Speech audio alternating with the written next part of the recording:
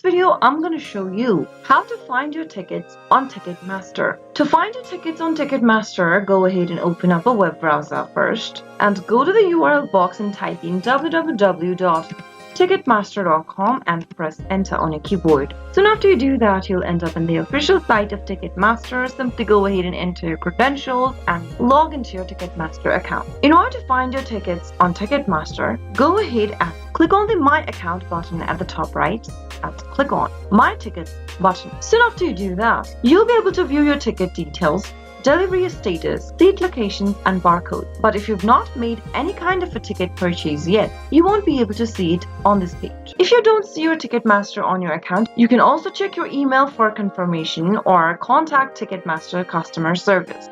That is how you should be able to find your tickets on your TicketMaster account. If you found the video to be helpful, go ahead and give us a thumbs up. Don't forget to subscribe to our channel by hitting the subscribe button. Also press the notification bell so that you'll never miss another upcoming upload from us. I'll see you soon with another video. Goodbye till then.